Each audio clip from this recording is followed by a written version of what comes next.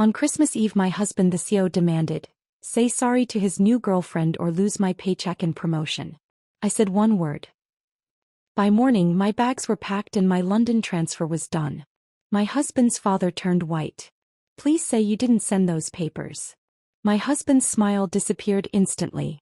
"Send what papers?" "Apologize to Victoria. Tonight. At the Christmas party. In front of everyone." I stared at my husband across the mahogany desk in our home office, the personnel action form with my name on it sitting between us like a declaration of war. Robert's voice was flat, emotionless. The same tone he used when firing executives who'd outlived their usefulness. "And if I don't?" I asked, already knowing the answer. "Before we continue, I want to thank you for being here and sharing these stories of strength and self-worth. If you believe that no one should weaponize their power against those who help them succeed, please consider subscribing.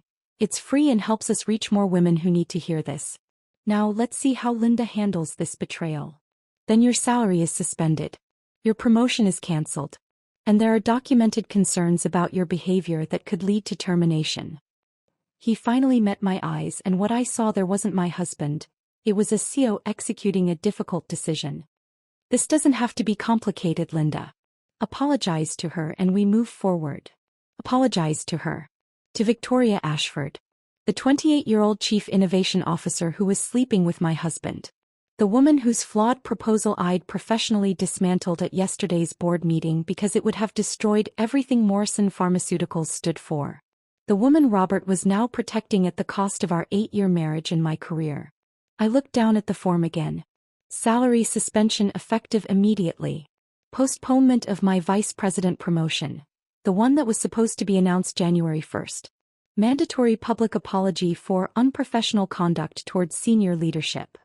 Something crystallized in that moment. Not heartbreak. I'd already cried those tears 4 months ago when I'd come home early and heard her voice in our bedroom. This was something colder. Clearer. The kind of clarity that only comes when you realize the person you loved has become someone you don't even recognize. "Okay," I said quietly. Robert blinked, visibly surprised. He'd been prepared for tears, anger, negotiation. My calm acceptance threw him completely off balance. "You'll apologize?" he pressed, needing confirmation. "I'll handle it," I said, standing up. Not a lie. Not an agreement. Just a promise that I absolutely intended to keep. But I need to explain how we got here.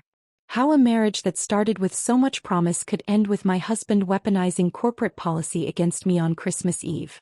How the woman who'd helped build Morrison Pharmaceuticals into a successful company could be sitting in her own home being threatened with professional destruction by the man she'd once loved.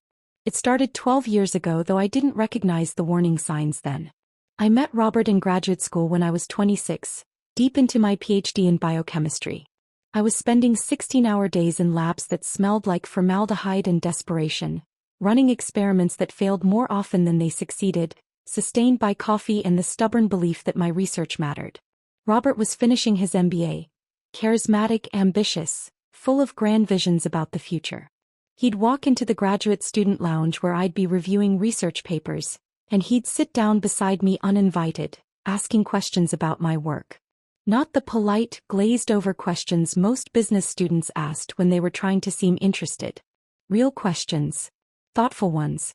He wanted to understand the science, wanted to know how drug development actually worked beyond the financial models and market analyses. "My father runs a pharmaceutical company," he told me during one of those conversations. "Small operation.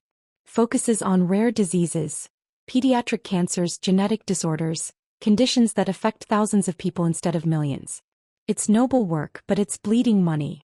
The big pharmaceutical companies won't touch these diseases because there's no profit in it." Dr. James Morrison had founded Morrison Pharmaceuticals 30 years earlier with a mission that was almost quaint in its idealism. He believed pharmaceutical companies had a moral obligation to develop treatments for patients who were ignored by market forces, who suffered from conditions too rare to justify the massive research and development costs. It was beautiful in theory. In practice, it meant the company existed in a state of perpetual near bankruptcy, sustained more by Dr. Morrison's stubborn refusal to quit than by any rational business model. "I want to change that," Robert had said, his eyes bright with conviction.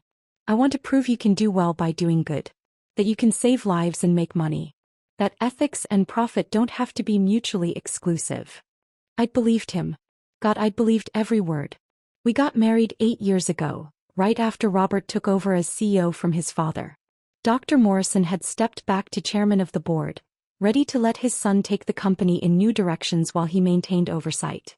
Robert had asked me to join the company as director of strategic planning, using my scientific background to evaluate drug candidates, build partnerships with research institutions, develop frameworks for sustainable growth. We'll do this together, he'd promised on our wedding night. Your science and my business sense. We'll build something extraordinary. And for a while we did. I threw myself into Morrison Pharmaceuticals with the same intensity I'd brought to my doctoral research. I built the strategic planning framework from scratch. Systems for evaluating which rare disease research projects had the best chance of success, which academic partnerships were worth cultivating, how to balance ethical mission with financial sustainability. Within 4 years we'd tripled revenue. We'd secured partnerships with major research hospitals. We'd brought 2 new treatments to market. One for a rare form of pediatric leukemia, another for a genetic blood disorder. These weren't blockbuster drugs that would make us billions, but they were saving children's lives. They were exactly what Morrison Pharmaceuticals had been founded to do. Dr. Morrison loved me for that. He'd introduce me at company events as the smartest person in this organization, and I'm including myself in that assessment. He trusted my judgment on research priorities, valued my opinion on strategic decisions, made me feel like I belonged in ways that had nothing to do with being Robert's wife. Those were good years. We were building something meaningful. Robert and I would work late together, reviewing proposals at the kitchen table, debating priorities, finishing each other's sentences. We felt like partners in every sense of the word. Then success changed things. The Forbes profile came first. 30 under 30 in healthcare. Robert Morrison transforms his father's legacy company. Then the Wall Street Journal feature about young CEOs disrupting pharmaceutical industry conventions. Then the speaking invitations, the board positions at other companies, the attention from venture capitalists who saw Morrison Pharmaceuticals as an acquisition target. Robert started measuring worth by stock price instead of lives saved. He began having lunch with investors who cared only about returns, who asked questions like, "Why are you wasting resources on diseases that affect so few patients?" He'd come home from these meetings energized in ways that made me uncomfortable, talking about optimizing our portfolio and pivoting to higher margin opportunities. "We could be so much bigger," he'd say. "We're limiting ourselves by staying focused on rare diseases. There's a whole market for age management treatments, cosmetic applications of existing compounds. The profit margins are incredible." I'd remind him why his father had started this company, why we'd both chosen this work. The children who were alive because of treatments we'd developed. "I'm not saying we abandon them," Robert would respond, frustration creeping into his voice. "I'm saying we diversify. We use profitable products to fund the noble work. It's just smart business." But I'd seen this story before in the pharmaceutical industry. Companies that started with ethical missions, that promised to use profits from one area to fund research in another. It never worked that way. The profitable products always consumed more resources, demanded more attention, became the primary focus until the original mission was just marketing language on a website nobody read. I became inconvenient. The wife who reminded him of humble beginnings. The scientist who prioritized research integrity over quarterly profits. The voice asking uncomfortable questions about whether we were betraying the mission we'd started with. 6 months ago, things shifted in ways I couldn't ignore anymore. Robert started coming home after midnight, smelling like expensive perfume I didn't own. He'd take phone calls in other rooms, his voice dropping to intimate whispers when I walked past. He stopped touching me casually. No more hand on my shoulder when we passed in the hallway, no more kiss on the forehead when I was working late. He stopped asking about my day. Stopped listening when I talked. Stopped seeing me as anything except an obstacle to whatever future he'd convinced himself he was building. I told myself I was being paranoid. That the stress of leadership was affecting him. That successful marriages required understanding and patience. That once we got past this growth phase, things would return to how they'd been. I was lying to myself, but confronting the truth felt impossible. Then came the day 4 months ago that shattered every comfortable delusion I'd been clinging to. I'd been at a conference in Boston.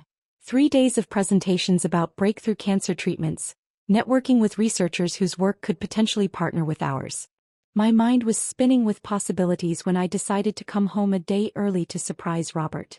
I even stopped at the grocery store buying ingredients for pasta carbonara, the dish I'd perfected during our first year of marriage when we were still people who cooked together, who laughed over kitchen disasters, who had time for each other. I walked into our penthouse carrying groceries and hope, both of which I dropped in the entryway when I heard sounds from our bedroom. Not ambiguous sounds that I could rationalize or reinterpret. Specific sounds. Victoria's voice saying Robert's name in a way that left zero room for misinterpretation. I stood frozen, my mind cataloging details with scientific precision. Her shoes by the door, red-soled Louboutins I recognized from the office. 2 champagne glasses on our coffee table, lipstick stain on one in a shade I'd never wear. Robert's jacket draped over a chair. I backed out quietly. Left the groceries in the hallway. Drove to a hotel where I spent 3 hours crying in a bathroom that smelled like industrial cleaning products. Then I dried my face, looked at myself in the mirror and made a decision. In pharmaceutical research, when a compound shows toxicity in trials, you don't spend years trying to reformulate something fundamentally flawed. You terminate the trial and start over. My marriage was showing toxicity. It was time to terminate and start over. But I didn't confront Robert. I didn't demand explanations or apologies or couples counseling that we both knew wouldn't change anything. Instead, I started planning. The next morning, I called Dr. Morrison and asked about the European expansion he'd mentioned months earlier. The idea of opening a London office to build partnerships with Cambridge and Oxford researchers. Robert doesn't understand the science like you do, Dr. Morrison had said, his voice heavy with something that sounded like disappointment. He's becoming too focused on financials. I need someone in London who remembers why we started this company. I volunteered immediately. For 4 months, I'd been working evenings and weekends building those London relationships. Vetting researchers. Evaluating compounds. Demonstrating my value to an operation 3,000 miles away. And I'd been documenting everything else. Victoria's flawed proposals. Robert's ethical compromises. Company credit card statements showing hotel rooms and jewelry purchases that had nothing to do with business. Not for revenge. For protection. For the inevitable moment when Robert would try to destroy me professionally to protect his affair. Which brought me to yesterday's board meeting where everything finally came to a head. Victoria had presented her grand restructuring proposal. Redirecting 60% of our research budget away from rare disease treatments toward cosmetic anti-aging products. It was filled with buzzwords about high-margin opportunities, and graphs that looked impressive until you examined the underlying assumptions. The science was shallow. The ethics were non-existent. It was everything Morrison Pharmaceuticals had been founded to oppose. I'd spent 3 days preparing a counter-analysis that methodically dismantled every assumption in Victoria's proposal. I'd documented why it would destroy our reputation, alienate research partners, betray our mission. Dr. Morrison had listened to both presentations, then removed his reading glasses with deliberate precision. Linda's analysis is sound. Victoria's proposal has merit for a different kind of company, but it's not who we are. Motion to table indefinitely. The board had agreed unanimously. Victoria's face had gone white, then red. She'd looked at Robert, waiting for him to defend her. He'd said nothing during the meeting. But that night he'd been ice. You humiliated her, he'd said. In front of my father. In front of the board. Which is how I ended up here. Christmas Eve. Sitting across from my husband while he demanded I apologize to his mistress or lose everything I'd built. Okay, I'd said. And I meant it. I would handle this. Just not the way Robert expected. Because in my briefcase, locked in my car downstairs, was a folder Dr. Morrison had given me an hour ago. Documents restructuring my role into Managing Director of Morrison Pharmaceuticals Europe. Approved by the board. Filed with the SC. Effective January 2nd. Robert thought okay meant surrender. He was about to learn what it actually meant. I walked out of Robert's office and headed downstairs to where the Christmas party was already in full swing. The penthouse's great room had been transformed into something out of a corporate fantasy. Crystal chandeliers casting warm light over marble floors. A string quartet playing something classical that nobody was actually listening to. Junior executives in cocktail dresses and dark suits trying to network without appearing too desperate. I needed a drink. Or maybe I needed to leave entirely, get in my car and drive until I hit somewhere that wasn't here. But Dr. Morrison had asked me specifically to attend tonight, and after what he'd done for me, after that folder sitting in my briefcase with documents that would change everything, I owed him at least a few hours of presence. I grabbed champagne from a passing waiter and positioned myself near the windows, watching the snow fall over Manhattan while half listening to conversations about fourth quarter earnings and holiday travel plans. My mind was still in that office upstairs, still processing the conversation that had just happened, still feeling the cold shock of watching my husband weaponize corporate policy against me. Linda. I turned to find Jennifer Chin from Regulatory Affairs standing beside me, concern written across her face. Jennifer and I had worked together for 6 years. She was brilliant, meticulous, and one of the few people in the company who seemed to operate outside the political games that consumed everyone else. "Are you okay?" she asked quietly. "You look like you've seen a ghost." "Something like that," I said, taking a long drink of champagne that tasted too expensive and too cold. Jennifer glanced around to make sure no one was close enough to overhear. "It's about Victoria, isn't it? Robert's making you pay for yesterday's board meeting." I looked at her sharply. "How did you?" "Everyone knows," Jennifer interrupted gently. "About Robert and Victoria. About the board meeting. About the fact that you absolutely demolished her proposal with data she couldn't argue against." She paused. "People are taking sides, Linda. And you might be surprised to learn that most of the actual scientists are on yours. That shouldn't have mattered, but it did. It mattered more than I wanted to admit. Robert wants me to apologize to her," I said quietly. "Tonight. In front of everyone. Says my salary is suspended and my promotion is cancelled until I do." Jennifer's face went pale, then flushed with anger. "He can't do that. That's abuse of authority. He's the CEO," I said.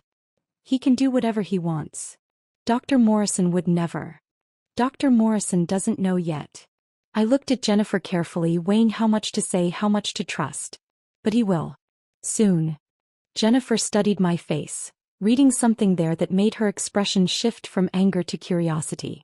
"You have a plan." "I have options," I corrected. Before Jennifer could respond, the energy in the room shifted. Conversations quieted, people turned toward the entrance, and I knew without looking that Victoria had arrived. Victoria Ashford was beautiful in the way that stops conversations. Tall, blonde, wearing a red dress that probably cost more than most people's monthly rent. She moved through the room like she owned it, which I supposed she thought she did now that she'd secured the CEO's attention. I'd watched this transformation over the past 6 months, ever since Robert had hired her as Chief Innovation Officer without consulting me despite the obvious overlap with my strategic planning responsibilities. She'd arrived with credentials that looked perfect on paper: Stanford MBA, former consultant at Bain, a TED Talk on disruptive innovation in healthcare that had 2 million views. I'd watched that talk once, forcing myself through 18 minutes of buzzwords and inspirational platitudes that said absolutely nothing of substance if you actually understood pharmaceutical research. But Robert had been mesmerized. I remembered watching him during her interview presentation, seeing something in his eyes I hadn't seen in years when he looked at me. Fascination, desire, that particular thrill of something new and shiny and untested. "We need fresh perspectives," he told me when I'd questioned the hire privately. "New ways of thinking. You're brilliant, Linda, but sometimes you're too focused on the science and not enough on the business." Translation: you care about the mission and that's become inconvenient. I should have fought harder then. Should have insisted on being part of the decision-making process. Should have recognized that Robert was already laying groundwork for my marginalization, choosing someone whose loyalty would be to him rather than to the company's founding principles. But I'd still been trying to be the supportive wife, still believing that questioning his judgment would make me look insecure rather than professionally concerned. Victoria saw me across the room and smiled, bright and sharp and triumphant. She raised her champagne glass in a mock toast that made my stomach turn. "She thinks she's won," Jennifer murmured beside me. "She has won," I said. "At least the battle she thinks we're fighting." "What does that mean?" I drained my champagne and set the empty glass on a nearby table. "It means Victoria is playing checkers while the rest of us are playing chess." 3 months after Victoria's arrival, she'd presented her grand strategic vision to the board. the restructuring proposal that had led directly to yesterday's disaster and tonight's ultimatum. I'd spent 3 days preparing my counteranalysis, barely sleeping, surviving on coffee and the growing rage that came from watching someone with minimal pharmaceutical knowledge try to dismantle decades of meaningful work. Victoria's proposal had been full of graphs that looked impressive and buzzwords that meant nothing. Pivoting to high-margin opportunities. Optimizing resource allocation. Leveraging existing compounds for expanded market penetration. What it actually meant was abandoning children with rare genetic disorders in favor of selling anti-aging creams to wealthy consumers who didn't need them. The science was shallow, repurposing existing compounds for cosmetic applications, work that required minimal research but could be marketed at premium prices. The profit margins were undeniably attractive. The ethics were non-existent. I'd documented every flaw in her analysis. The false assumptions about market size. The underestimated costs of regulatory approval for cosmetic products. The complete failure to account for reputational damage when our lead researchers resigned in protest, which they would and which I'd documented with signed statements from 3 department heads. When I'd presented at the board meeting, Victoria's face had gone white, then red. Her voice had gotten sharper and more defensive with each challenge, revealing that she didn't actually understand the science she was proposing to revolutionize. Dr. Morrison had listened to both presentations with that careful attention he brought to everything. When Victoria finished, he'd removed his reading glasses and set them on the table with deliberate precision. Linda's analysis is sound, he'd said quietly. Victoria's proposal has merit for a different kind of company, but it's not who we are. Motion to table indefinitely. The board had agreed unanimously. I should have felt vindication. Instead, I'd felt dread watching Robert's face throughout the meeting, seeing him store every moment of Victoria's humiliation like ammunition he'd use later. Which he had. Less than 24 hours later, in fact. Linda. I turned to find Robert standing beside me, Victoria at his side, her hand possessive on his arm. Up close she was even more striking. Perfect makeup, perfect hair, that particular polish that came from having both money and time to maintain it. Robert, I said evenly. Victoria. We need to talk, Robert said, his voice carrying that flat authority that meant this wasn't a request. I thought we already did, I replied. In your office. About 30 minutes ago. Robert's jaw tightened. I meant all 3 of us. Victoria deserves an explanation for yesterday's. Victoria got an explanation yesterday, I interrupted, looking directly at her. At the board meeting, where I presented data showing why her proposal would damage the company my father-in-law spent 30 years building. Victoria's smile didn't waver, but something cold entered her eyes. It's interesting that you frame it that way. As if protecting outdated business models is the same as protecting the company's future. It's interesting that you think anti-aging creams represent the future of pharmaceutical research, I countered. But then you've never actually worked in pharmaceutical research, have you? Just consulted on it. From the outside. For companies that prioritize profit over patients. Linda. Robert's voice carried a warning. What? I looked at him. Did you want me to apologize now? Here. Is that what this conversation is about? Robert glanced around, noticing that we'd attracted attention, that nearby conversations had gone quiet as people sensed confrontation. Not here, he said tightly. Upstairs. In my office. 5 minutes. He walked away without waiting for confirmation, Victoria following, her red dress a slash of color through the neutral-toned crowd. Jennifer appeared at my elbow. Please tell me you're not going up there alone. I'm not alone, I said quietly. I have everything I need. Linda, he's going to try to force this. In front of her. He's going to make you choose between your dignity and your career. I know, I said. But Jennifer, he doesn't understand what choice I've already made. I touched her arm briefly, grateful for her concern, then headed toward the elevator that would take me back upstairs to Robert's office. Back to the conversation that would end my marriage and begin everything else. The folder in my briefcase felt heavier than it should, full of documents that represented 4 months of quiet preparation, of building relationships Robert knew nothing about, of creating options he didn't know existed. Okay, I'd told him earlier. And I'd meant it. But not in any way he understood. The elevator doors closed and I watched the party disappear below me. All those people celebrating a holiday in a company that was about to change in ways they couldn't yet imagine. When the doors opened on the executive floor, I could see lights spilling from Robert's office down the hall. I squared my shoulders and walked toward it. Toward the confrontation that had been coming since the day I'd heard Victoria's voice in my bedroom 4 months ago. Toward the moment when OK would transform from apparent surrender into something Robert would spend months trying to understand. Robert's office was exactly as I'd left it 30 minutes earlier. Mahogany desk positioned to dominate the room, floor-to-ceiling windows offering a view of Manhattan that had probably cost more than most people earned in a lifetime, everything arranged to project power and control. Victoria was already there, standing near the windows with her champagne glass, looking like she belonged in this space more than I ever had. Robert sat behind his desk in what I'd come to think of as his throne, the leather chair that had been custom-made to his specifications, designed to make him sit slightly higher than anyone across from him. Small psychological games. CEO tricks I'd watched him learn from business books and executive coaching sessions. "Close the door," Robert said when I entered.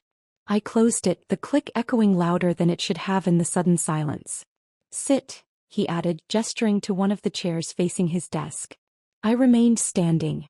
A small rebellion, perhaps meaningless, but I'd learned over the past months that sometimes the only power you have left is refusing to make yourself comfortable in your own humiliation. Robert's eyes narrowed slightly. He noticed. Of course he noticed. It was one of the things that had made him successful. That attention to detail, that ability to read people and situations and adjust his approach accordingly. "We need to resolve this situation," he said, his voice dropping into that flat, professional tone that made everything sound like a business transaction. "Victoria has expressed concerns about working with you going forward, and frankly, after yesterday's board meeting, I share those concerns." "Concerns," I repeated, the word feeling strange in my mouth. "About me doing my job. About presenting accurate data that contradicted a flawed proposal." Victoria set her champagne glass down with deliberate precision. "Your presentation wasn't about data, Linda. It was about making me look incompetent in front of the board. About undermining my credibility because you see me as a threat." I almost laughed. Almost. Because the sheer audacity of it, her standing in my husband's office, wearing a dress that probably cost more than our researchers earned in a month, accusing me of feeling threatened by her, was so absurd it almost broke through the cold anger that had been building in my chest. "I see you as exactly what you are," I said quietly.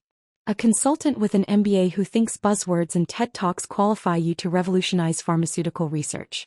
Someone who's never spent a day in a lab, never evaluated a clinical trial, never had to tell parents that we don't have a treatment for their child's disease because it's not profitable enough for the big companies to bother with." "Linda." Robert's voice carried a warning, but I ignored him. "Your proposal would have gutted our rare disease research division. It would have driven away every serious researcher we have. It would have destroyed everything Morrison Pharmaceuticals was founded to do. And yes, I presented data showing exactly that. Because that's my job. Or it was, until apparently doing my job became grounds for disciplinary action." Victoria's face had gone red, her composure cracking. "This is exactly what I'm talking about. This hostility. This refusal to consider alternative viewpoints. Robert, you see what I mean, don't you?" Robert stood up, walked around his desk to stand beside Victoria. The gesture was deliberate, choosing his position, making clear whose side he was on. "Linda, you need to understand something," he said. "Victoria is a senior leader in this organization. She reports directly to me. When you undermine her publicly, you undermine my authority and my decision-making.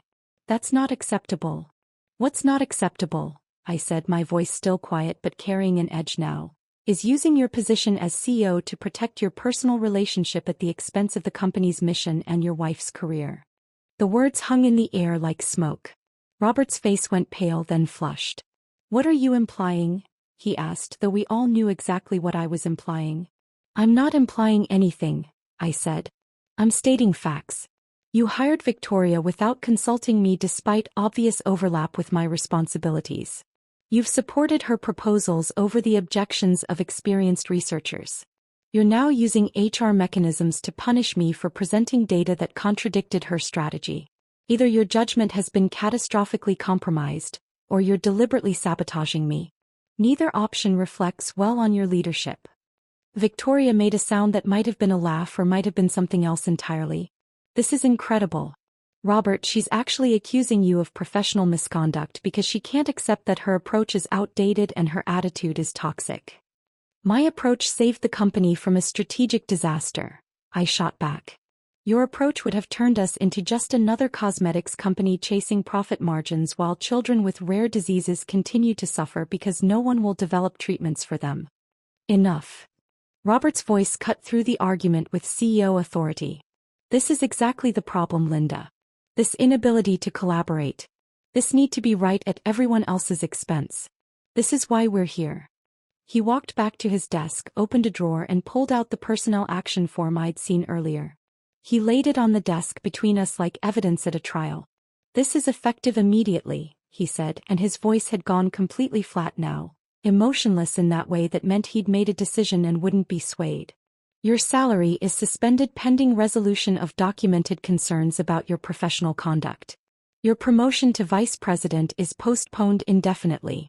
And you're required to issue a public apology to Victoria acknowledging that your approach at yesterday's board meeting was inappropriate. I stared at the form, reading the words again even though I'd already seen them.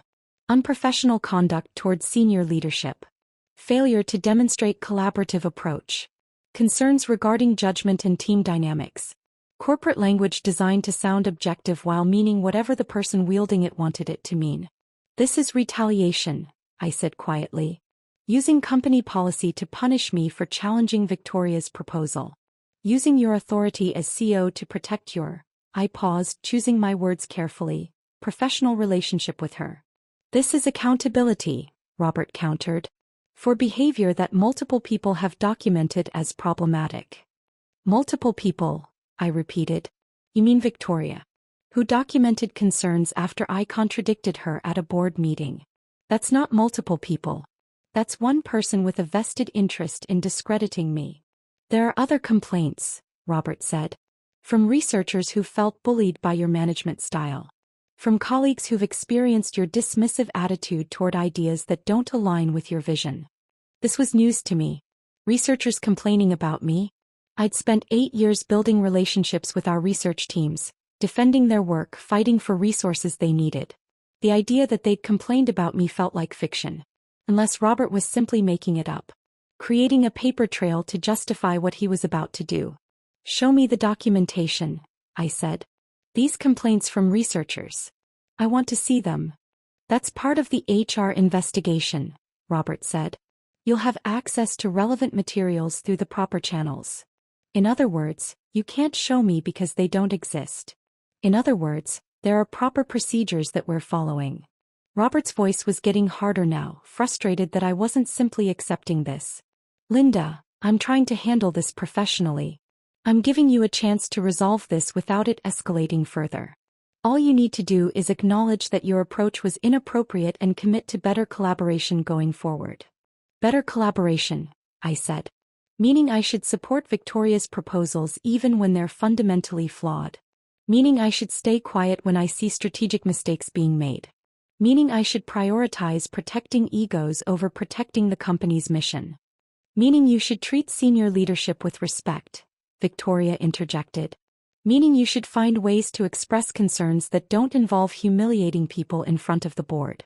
Meaning you should recognize that you're not the only person in this company with valuable insights. I looked at her, really looked at her, trying to understand what she actually wanted. Was this about professional ambition? About securing her position by eliminating someone she saw as competition? Or was it something more personal? Proving to herself, to Robert, to everyone that she'd won, that she'd successfully replaced me in every aspect of his life? Maybe it was all of those things. Maybe people's motivations were never as simple as we wanted them to be.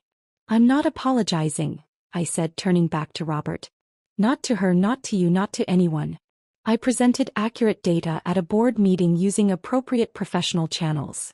If Victoria is embarrassed by having her proposal rejected, that's a consequence of submitting a flawed proposal, not of me being unprofessional. Robert's jaw tightened. Then the suspension stands.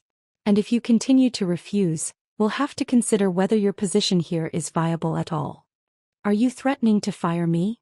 I asked, my voice still calm despite everything. On Christmas Eve? While we're hosting a party downstairs. I'm explaining consequences, Robert said. Actions have consequences, Linda. You can't undermine leadership and expect no response. I thought about the folder in my briefcase downstairs. About Dr. Morrison's documents restructuring my role, transforming me from Robert's subordinate into someone who reported directly to the board. About 4 months of quietly building relationships in London, demonstrating my value to an operation Robert knew nothing about. About the choice I'd already made before I'd even walked into this office. You're right, I said. Actions do have consequences. You're about to learn that. Robert frowned, uncertain again, that crack in his confidence widening slightly. What's that supposed to mean? It means I'm not the person you seem to think I am, I said. The person who'll accept humiliation to keep a job. The person who'll apologize for being right because it makes you uncomfortable. The person who'll stay in a company where the CEO uses his authority to protect his affair at his wife's expense. You need to be very careful about what you're implying, Robert said, his voice dropping to something dangerous. I'm not implying anything, I said again. I'm simply stating that I won't be apologizing to Victoria. I won't be accepting this suspension. And I won't be staying in a position where my professional judgment is weaponized against me because it conflicts with your personal interests. Victoria laughed, sharp and brittle. So what, you're just going to quit? Walk away from everything you've built here? Because that's what happens when you refuse to be a team player, Linda. You isolate yourself. You end up with nothing. Maybe, I said. Or maybe I end up with something better. Something that doesn't require compromising my integrity or watching the mission I believed in get dismantled for profit margins and ego. I turned toward the door, done with this conversation, done with trying to make them understand something they had no interest in understanding. Linda. Robert's voice stopped me at the threshold. If you walk out of here without agreeing to these terms, there's no coming back. This is your last chance to handle this the easy way. I looked back at him, at this man I'd married 12 years ago when I still believed love and ambition could coexist without destroying each other. Hey, I said. The same word I'd said earlier. The word he'd taken as surrender. But this time I saw the flicker of doubt in his eyes. The beginning of understanding that maybe, just maybe, he'd miscalculated something fundamental. I'll handle this, I added. Tonight. At the party. You'll get your answer. Then I walked out, leaving them standing in that office, probably already congratulating themselves on winning a battle they didn't understand they'd just lost. The war was over before they even knew it had started. I walked out of Robert's office for the second time that night and took the elevator back down to the party. My hands were steady as I pressed the button, my breathing calm despite the adrenaline coursing through my system.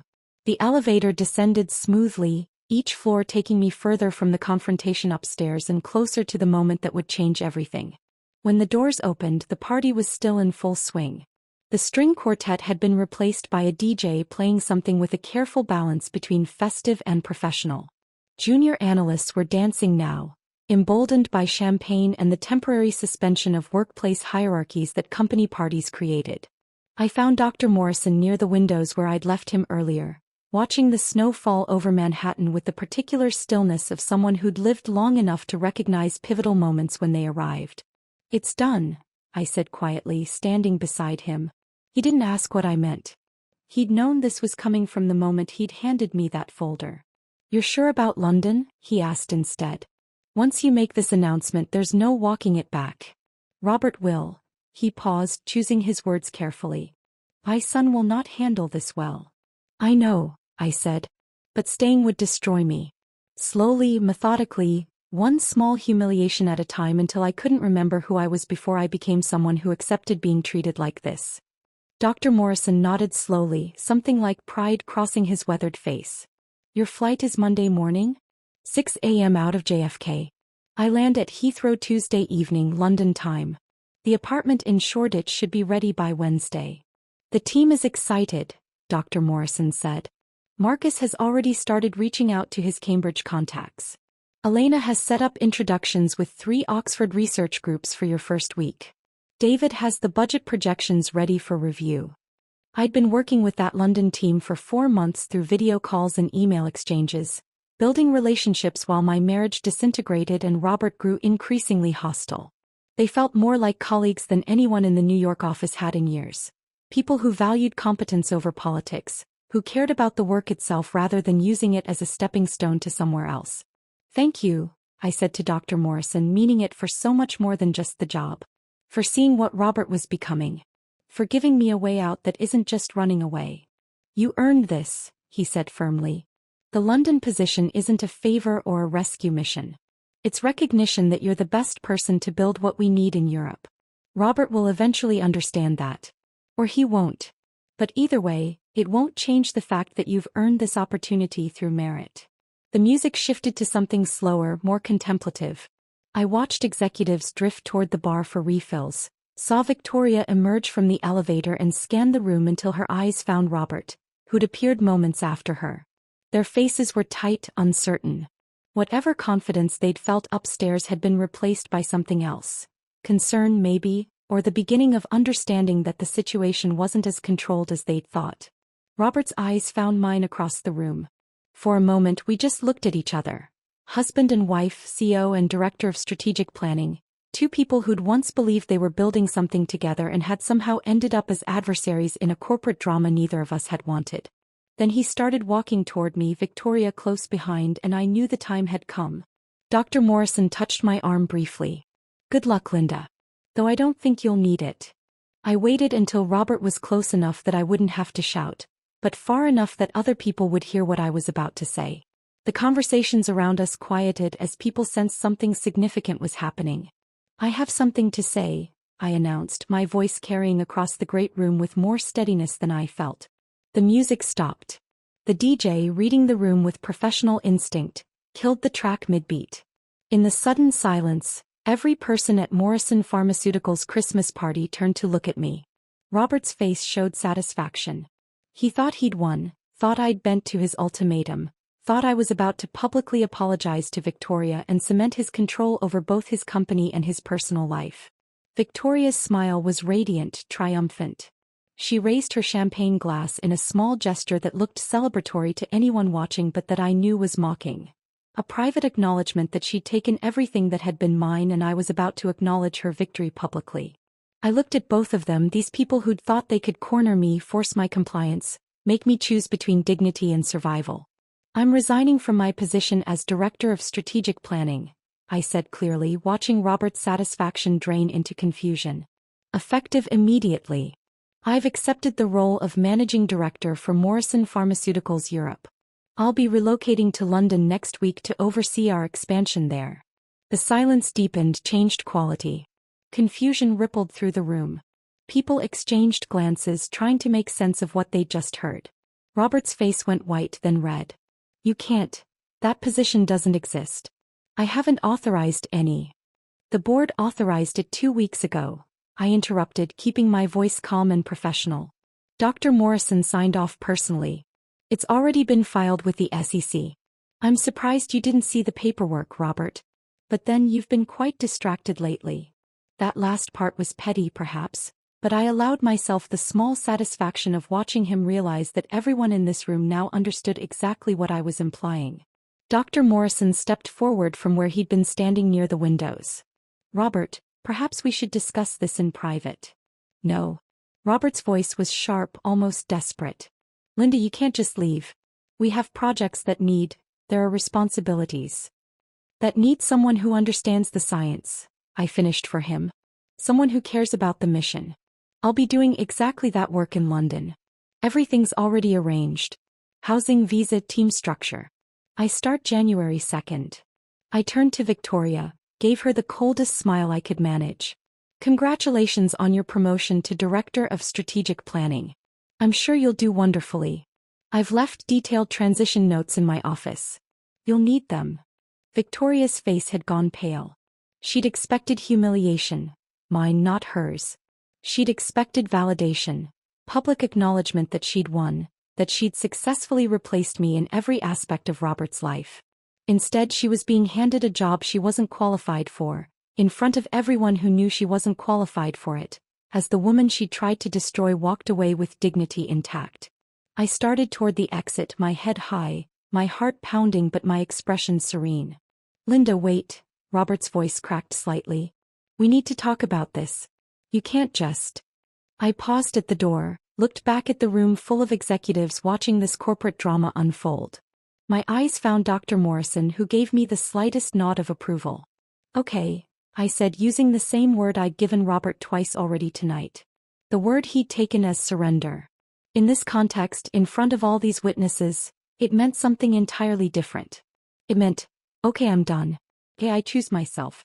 Okay, you're about to discover what happens when you mistake silence for weakness." Then I walked out into the December night, into the snow that was falling harder now, into the first moments of my new life. Behind me, I heard Robert's voice, loud with panic.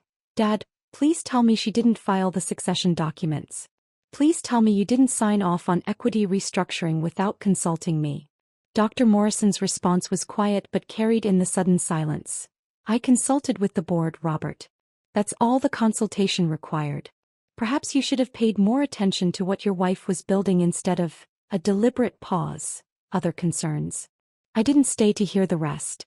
I had 36 hours until my flight to London, a hotel room near JFK waiting for me, and the beginning of a future that was finally entirely mine. The snow was cold against my face as I walked to where I'd parked my car.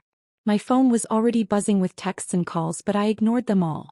There would be time for logistics and explanations and the administrative dismantling of a marriage.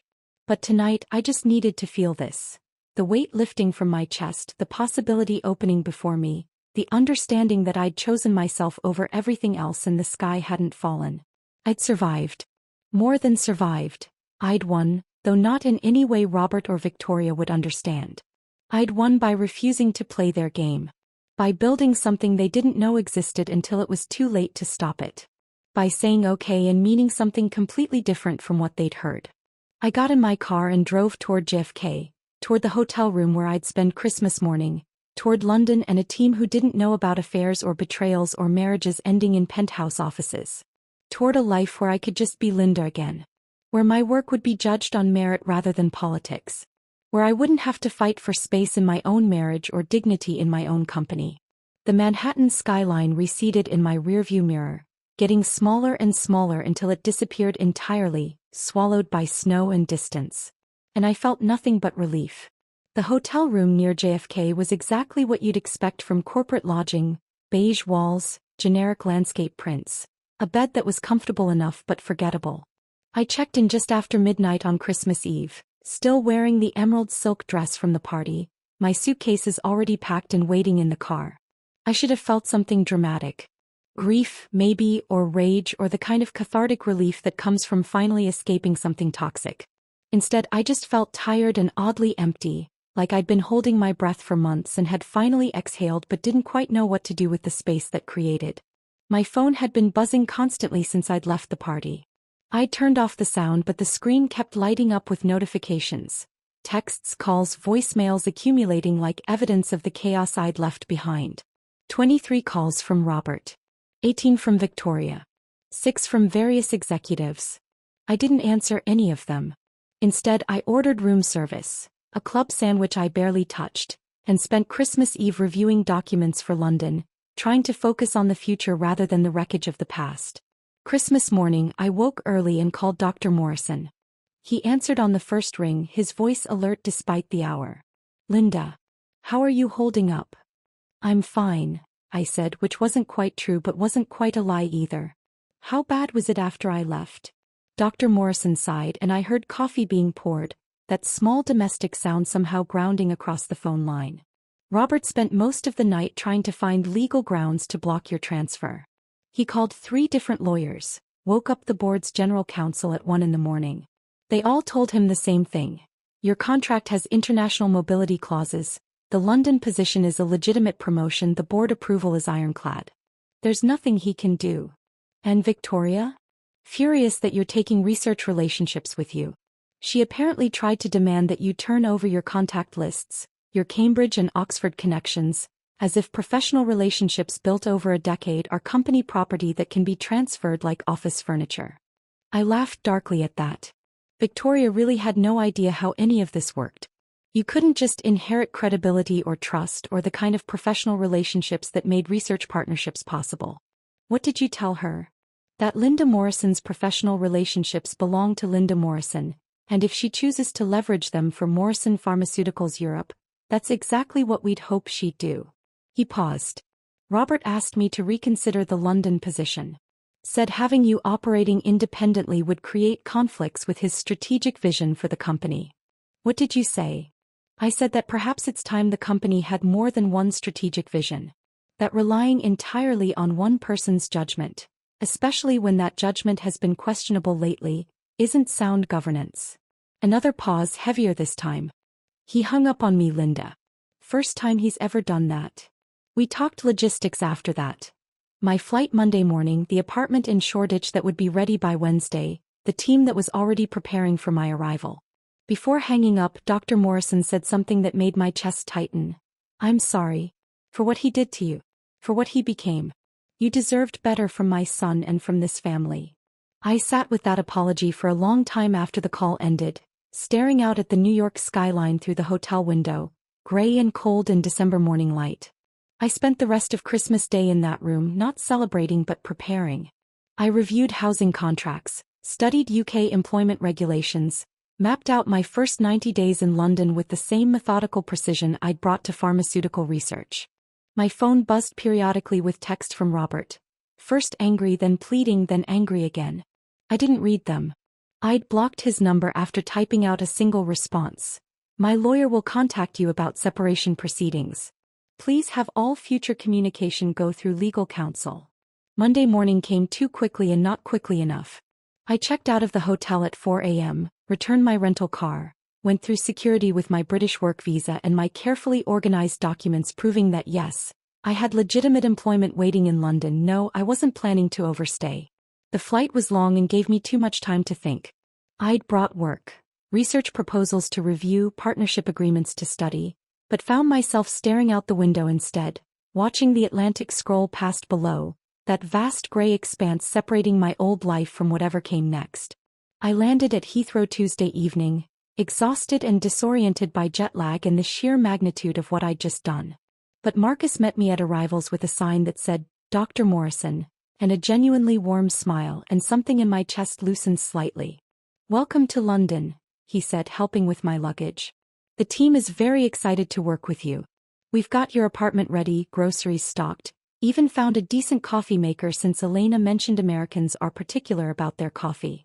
That small kindness, the thoughtfulness of stocking groceries, of thinking about coffee preferences, made me feel more welcome than I'd felt in New York in years. The Shoreditch office was everything Dr. Morrison had promised. Modern but not ostentatious, filled with natural light, the kind of space where you could actually think rather than just perform productivity for whoever might be watching. My team was small, 8 people initially, but they were genuinely excited about the work we'd be doing. Not excited about climbing corporate ladders or positioning themselves for promotions, but excited about the actual science, the actual mission of developing treatments for diseases nobody else would touch. No one here knows, I realized during that first week. About the affair. About the Christmas Eve confrontation. About personnel action forms and ultimatums and marriages ending in penthouse offices. They just knew me as Dr. Linda Morrison, the new managing director with a reputation for identifying promising research partnerships and building sustainable operations. It was liberating in ways I hadn't expected. But New York didn't disappear just because I'd flown across an ocean. News filtered back through professional networks and former colleagues who stayed in touch despite the awkwardness of my departure. Jennifer from Regulatory Affairs started sending emails, carefully worded updates that felt like intelligence reports from behind enemy lines. Thought you should know, they always began before detailing the latest disaster. Victoria's Cosmetics pivot had been approved by Robert over objections from senior researchers. Within 2 months, 3 of our best scientists had resigned in protest. Dr. Sarah Chin, who'd been developing a promising treatment for pediatric leukemia, had left for Johns Hopkins, taking her entire research team with her. Dr. Michael Rodriguez, our lead researcher on rare genetic disorders, had accepted a position at Boston Children's Hospital, explicitly citing the company's abandonment of its founding mission. Each departure created ripples. Other researchers grew nervous, started updating their CVs, taking calls from recruiters. Morale collapsed. Productivity suffered. The culture here is toxic now, Jennifer wrote in March. People don't trust leadership. Robert keeps promising that the cosmetics division will generate revenue to fund rare disease research, but nobody believes him. It's the same lie pharmaceutical companies always tell: we'll do the profitable work to subsidize the mission work, and it never actually works that way. I read these updates with complicated feelings. Vindication that I'd been right about Victoria's proposal, but also sadness watching something I'd helped build crumble from leadership failures I'd predicted but couldn't prevent. Mark from research operations called every few weeks, ostensibly with technical questions about projects I'd initiated but really just checking on me, making sure London was working out. "You should see the Fortune profile they did on Robert," he said during one call in late spring. "It's incredible." Glowing praise for his bold strategic vision and willingness to make tough decisions. They make him sound like he's revolutionizing healthcare. I found the article later that day, couldn't help myself despite knowing it would just make me angry. The profile was exactly what Mark had described. Robert photographed in his corner office, looking confident and visionary. Victoria mentioned as his innovative chief strategy officer driving expansion into high-growth markets. My departure referenced in a single sentence about restructuring leadership and amicable transition. Amicable. That word again. As if anything about what had happened was amicable. What the Fortune journalist hadn't mentioned, what they'd either missed or deliberately ignored, was the talent hemorrhaging from Morrison Pharmaceuticals, the erosion of academic partnerships, the quiet crisis happening beneath Robert's carefully managed public image. Does he believe his own spin now? I'd asked Mark. Or is he just performing for the cameras? I honestly don't know anymore, Mark had replied. He and Victoria are inseparable. She's basically co-CEO at this point. They make every major decision together, and anyone who questions them gets marginalized or pushed out. Through Jennifer's updates, I learned that Victoria was struggling badly in her expanded role. Turned out an MBA and a TED Talk didn't actually prepare you to evaluate pharmaceutical research or build relationships with academics who'd spent decades in the field. She tried to leverage my old Cambridge and Oxford contacts, but those relationships had been built on trust and scientific credibility she simply didn't possess.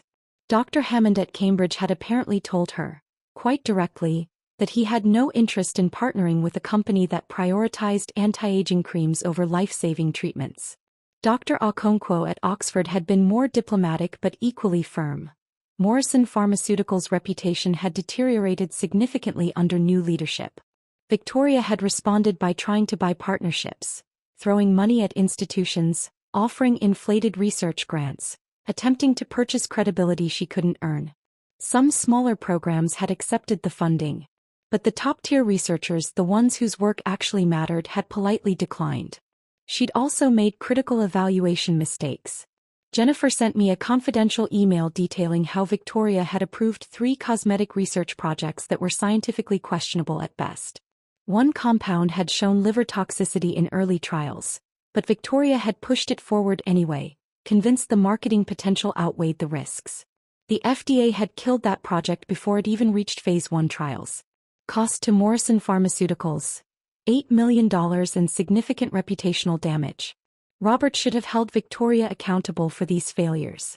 Instead, he defended every decision, interpreted every criticism as personal attack rather than legitimate professional concern. It was the same dynamic I'd experienced. Robert's ego so entangled with Victoria that admitting her incompetence would mean admitting his own judgment had been catastrophically compromised. By July, 7 months after I'd left, the cracks were becoming impossible to hide. Morrison Pharmaceuticals' stock price had dropped 15%. An industry analyst published a report questioning whether the company had lost its competitive advantage in rare disease treatments, the very niche that had made them valuable. Dr. Morrison called me one evening in August, his voice carrying exhaustion that worried me deeply. "The board is getting restless," he said. 3 members have approached me privately expressing concerns about Robert's leadership. They're not ready to act yet, but they're watching carefully. "What are you going to do?" I asked. Long pause. "He's my son, Linda. I want to believe he'll recognize his mistakes and correct course." But I'm also the chairman of a company with responsibilities to employees, patients, shareholders.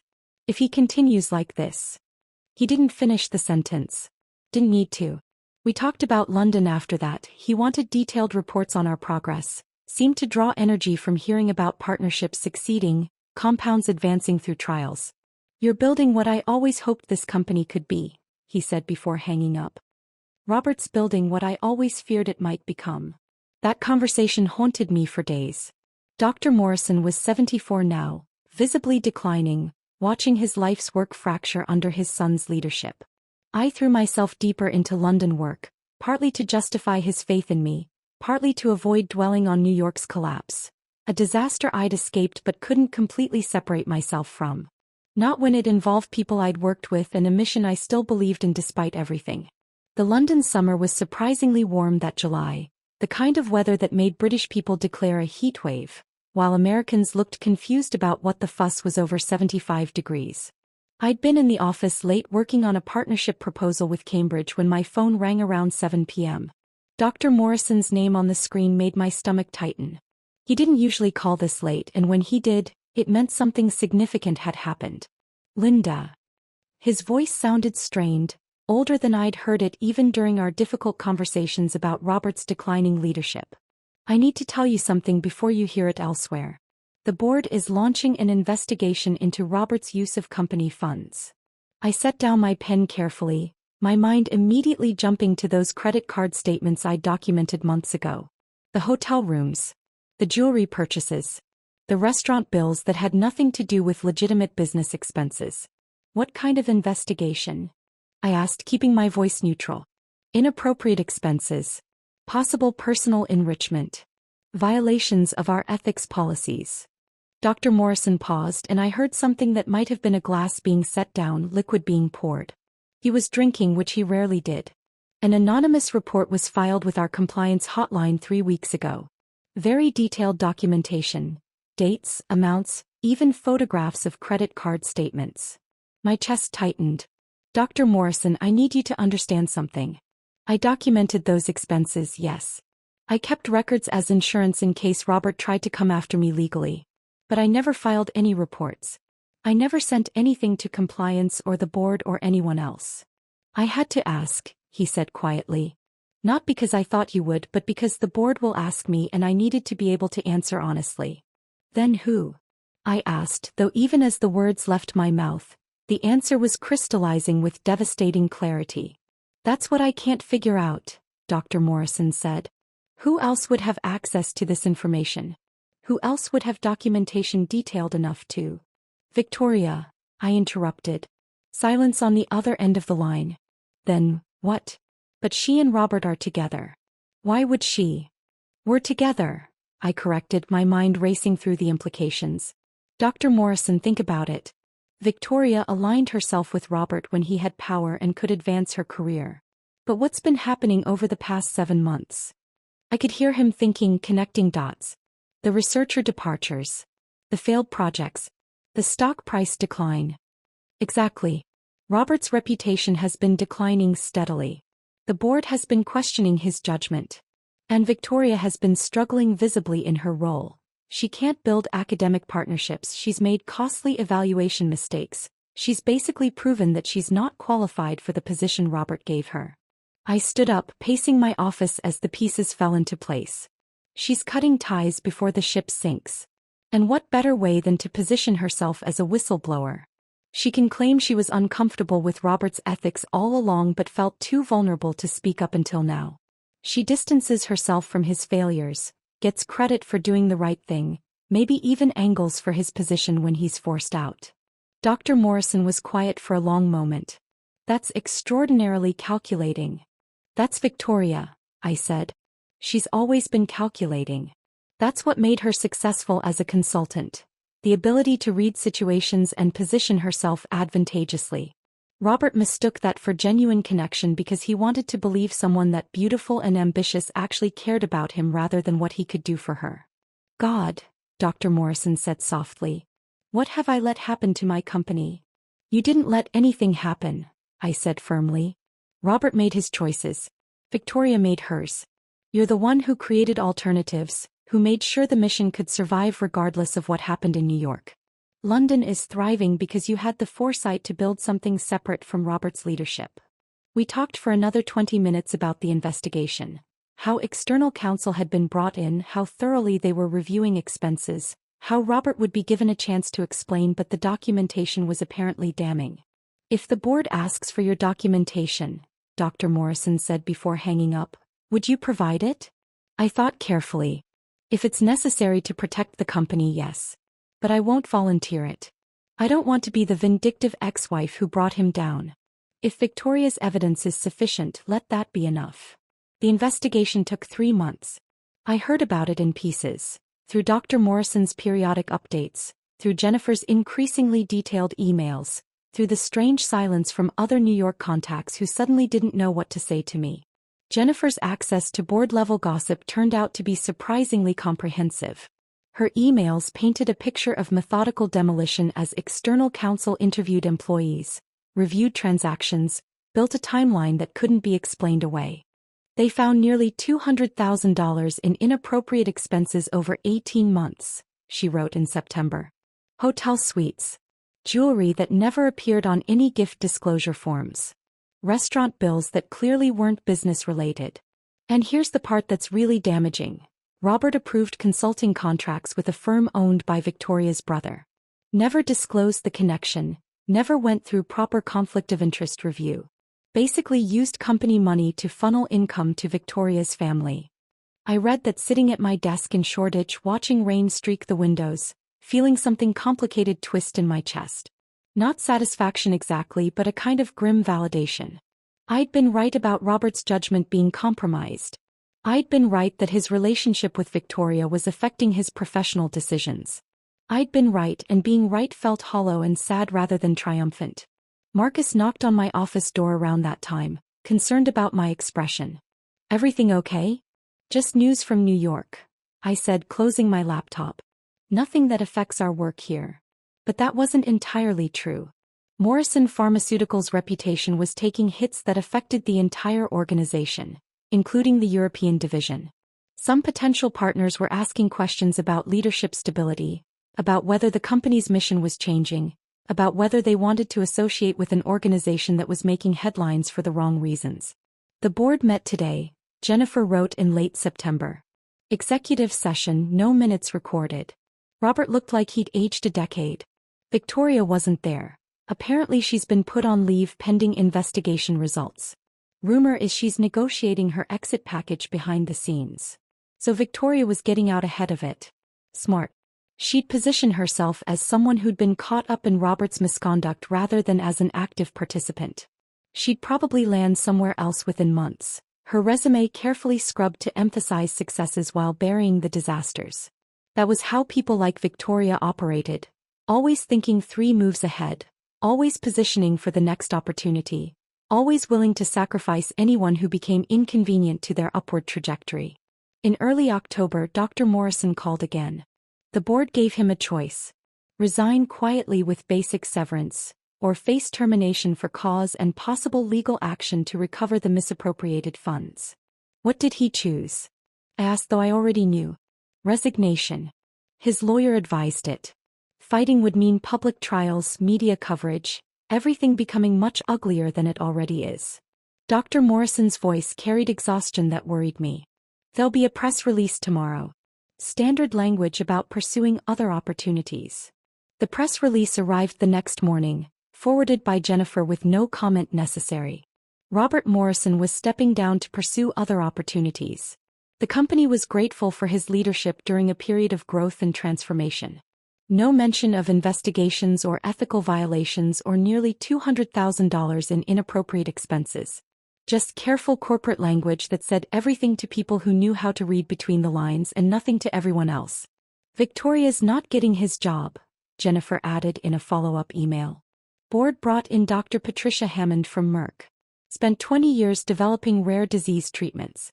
She's exactly what the company needs: actual pharmaceutical experience and commitment to the original mission. I knew Patricia slightly from industry conferences. Brilliant researcher, strong ethical compass, completely uninterested in the kind of political games that had consumed Robert and Victoria. Her appointment sent a clear message about the direction Morrison Pharmaceuticals was taking. Back to the mission. Back to rare disease research. Back to everything Dr. Morrison had founded the company to do. I should have felt vindicated. Should have felt satisfaction that the company was being rescued from Robert's disastrous leadership. Instead, I mostly felt sad. Sad for Dr. Morrison watching his son's public disgrace. Sad for the employees who'd believed in Robert's vision. Sad for the time and energy wasted on cosmetics pivots and political infighting instead of work that actually mattered. But I also felt something else. Gratitude maybe that I'd gotten out when I did. That I was building something in London rather than still fighting battles in New York. That I'd chosen myself over loyalty to a man who'd stopped deserving it. Elena knocked on my office door that afternoon. Linda? The Cambridge team wants to schedule a call about advancing the cystic fibrosis compound to phase 2 trials. Are you available tomorrow morning? Absolutely, I said, pulling up my calendar. What time works for them? Work. Real work. Scientific progress. Children's lives being saved. This was what mattered. Not corporate drama or executive downfalls or investigations into expense accounts.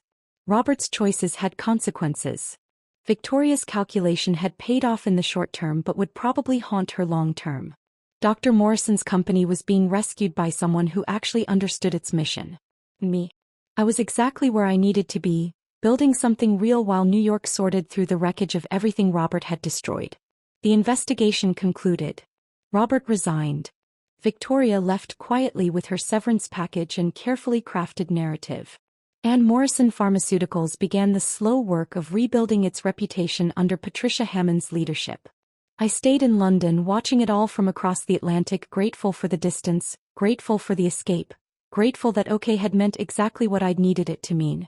Life in London had settled into a rhythm by the second year. The European division had grown from 8 people to 63, with offices now in London, Paris, and Berlin.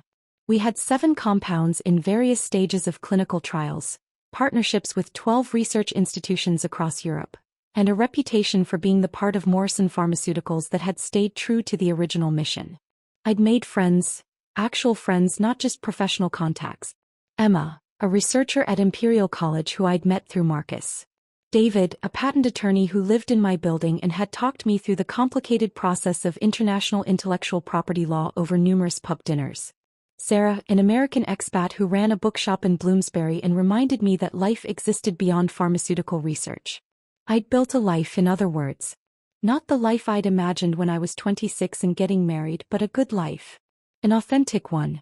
So when the email arrived on a Tuesday morning in March, 2 years and 3 months after I'd walked out of that Christmas party, I almost deleted it without reading.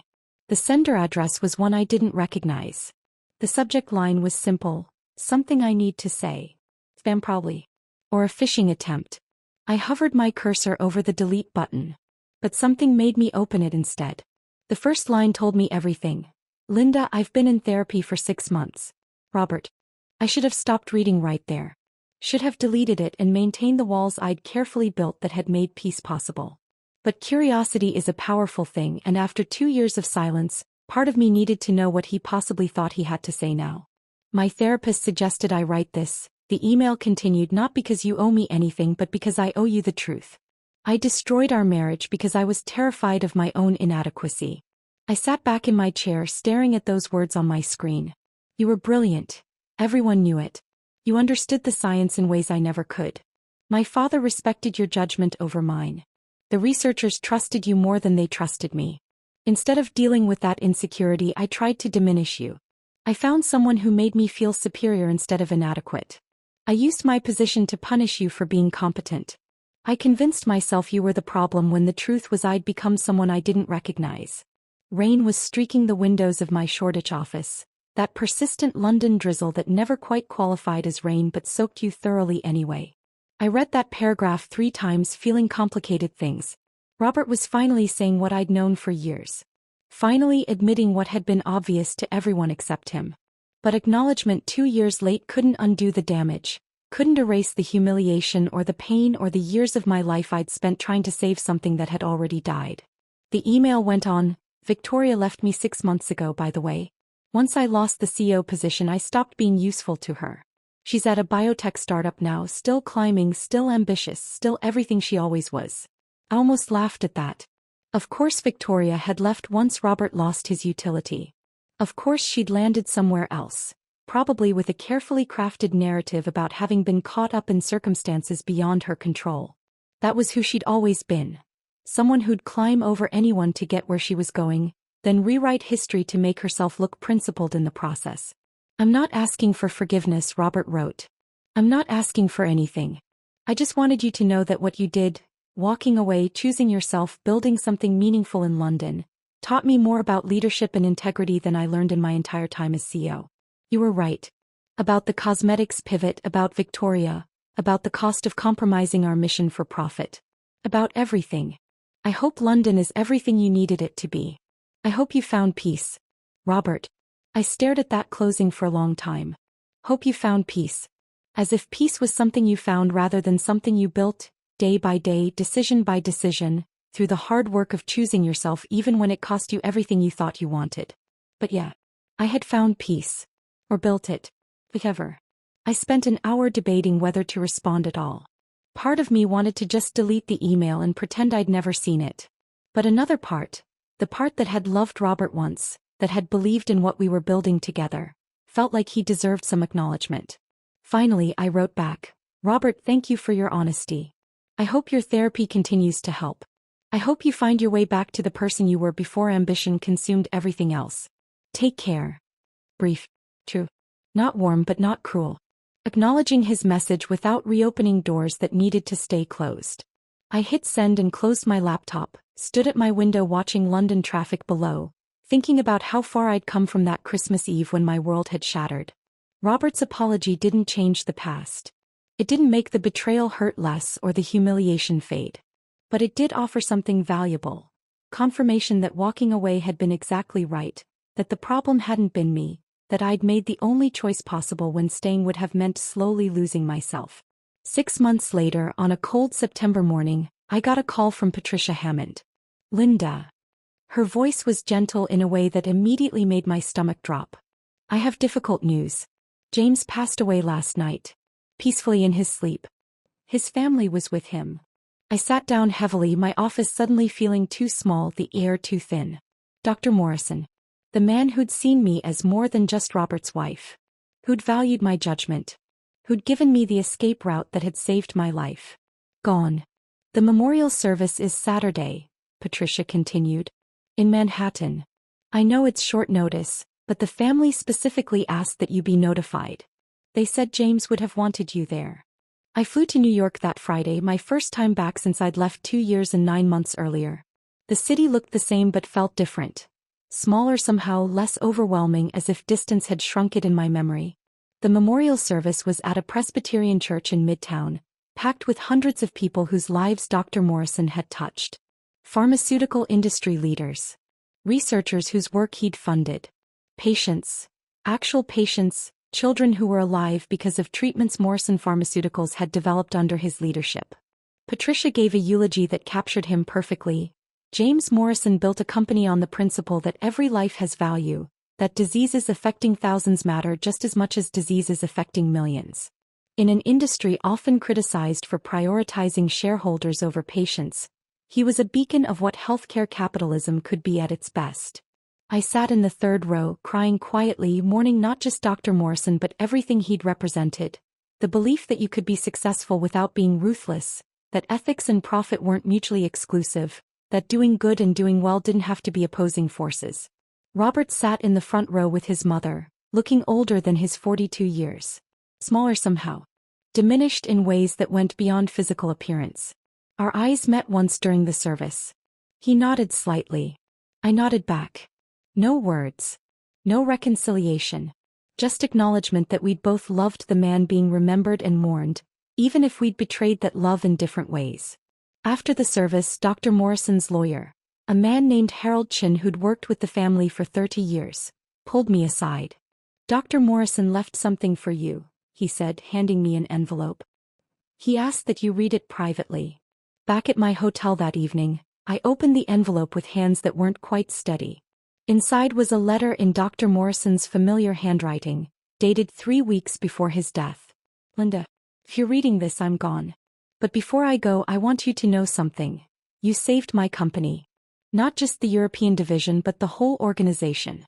By staying true to the mission, by refusing to compromise your ethics, by choosing to build something real instead of destroying Robert out of revenge, you reminded everyone what Morrison Pharmaceuticals was supposed to be. I had to stop reading, overwhelmed by emotion, grief and gratitude and the weight of being seen so clearly by someone who'd mattered so much. Robert was my son and I loved him. But you were the child of my vision, the one who understood what I was trying to build.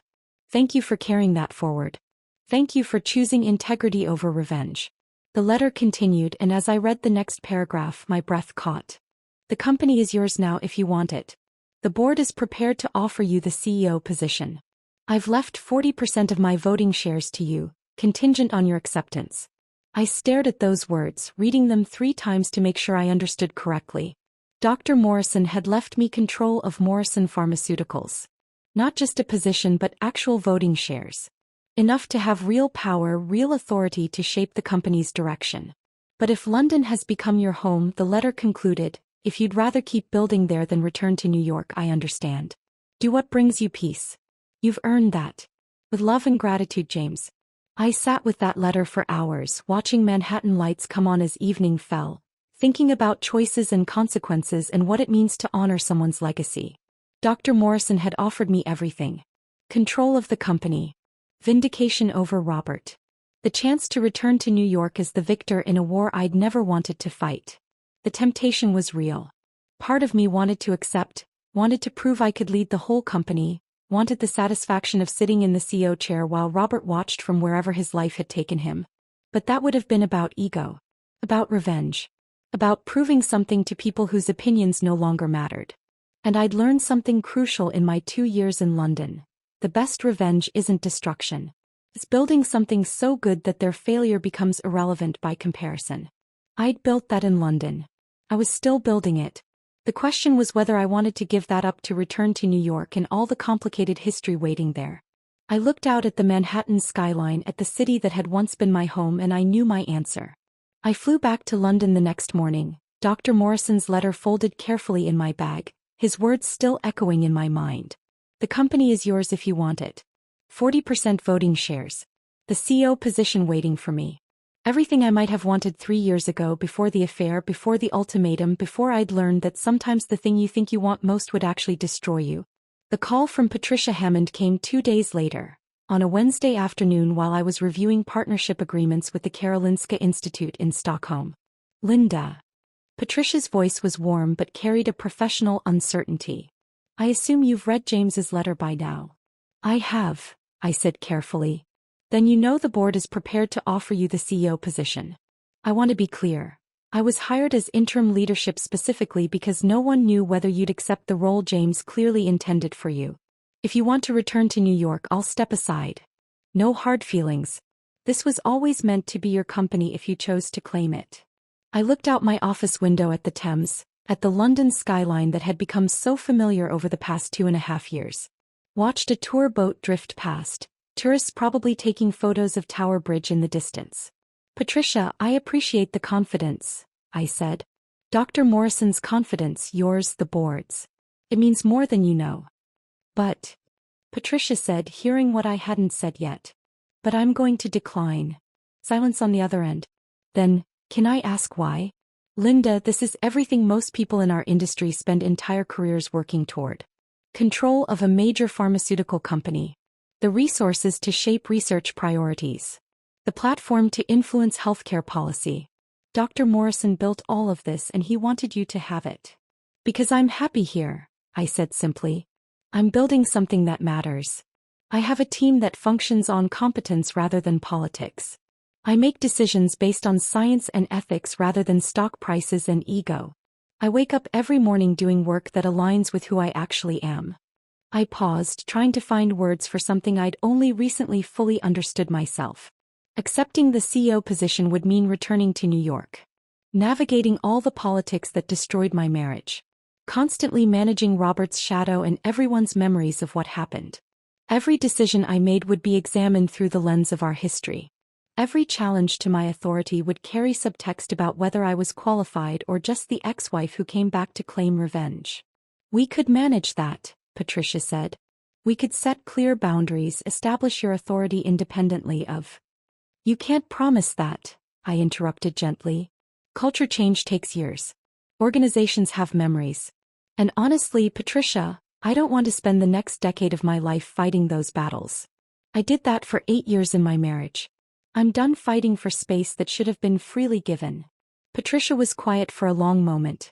You've really thought about this? I have, I confirmed. And here's what I think. You're doing excellent work. You understand the mission. You have the scientific credibility and the ethical compass. You're already refocusing Morrison Pharmaceuticals on rare disease research, repairing relationships with academic institutions, bringing back the researchers who left under Robert's leadership. I took a breath. You're exactly the leader Morrison Pharmaceuticals needs right now. Someone without baggage, without complicated history, without personal dynamics clouding every interaction. I recommend you for the permanent CEO position. Build on what Dr. Morrison started. And let me keep building the European division.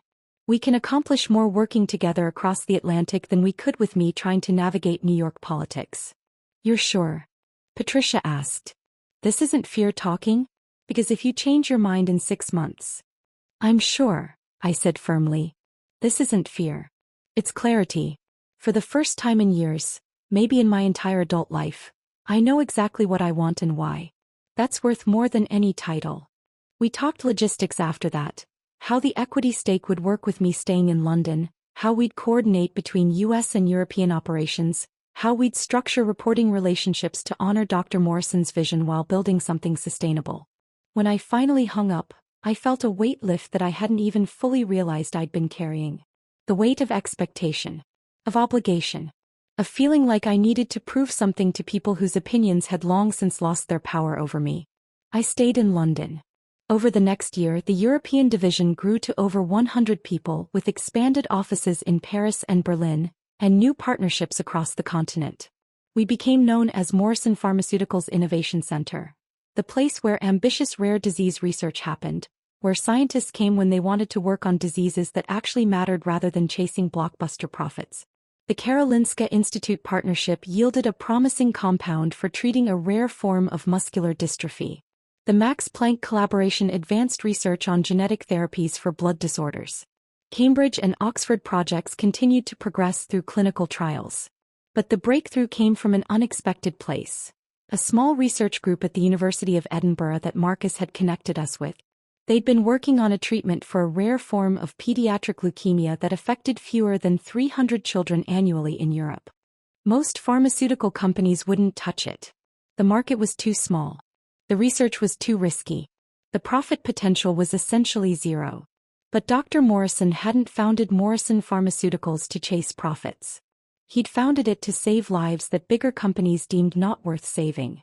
Our Edinburgh collaboration yielded a compound that showed remarkable results in Phase 2 trials.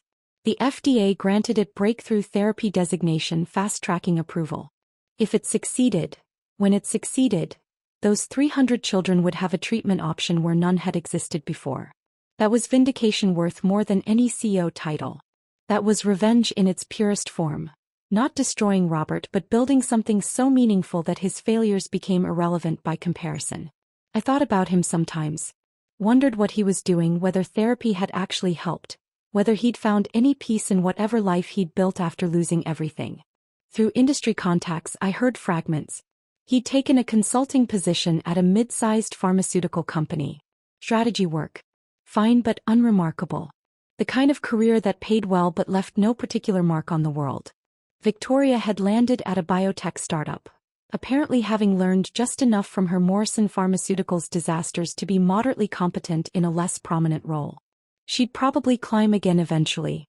People like Victoria always did. But she'd never reach the heights she'd aimed for, would always carry the reputation of someone who'd slept her way to a position she couldn't actually perform. Neither of them was thriving. But neither had been completely destroyed either. They were just ordinary. Average. People who'd reached higher than their competence justified, failed spectacularly, and settled into comfortable mediocrity. Me. I was extraordinary, Not because of titles or recognition, but because I was doing work that mattered while living a life that felt authentic. I'd found peace in London. Not the absence of challenge or difficulty, but the presence of purpose and meaning and the daily satisfaction of building something real. Sometimes, late at night, I'd think about that Christmas Eve 3 years ago. About standing in Robert's office while he demanded I apologize to his mistress. About saying that one word, okay, and watching his face shift from triumph to confusion to eventual horror as he realized what okay actually meant. Okay hadn't meant agreement or surrender. It had meant, okay, I see who you've become. Okay, I'm done trying to save something that's already dead. Okay, I choose myself. Okay, watch what happens when you mistake silence for weakness.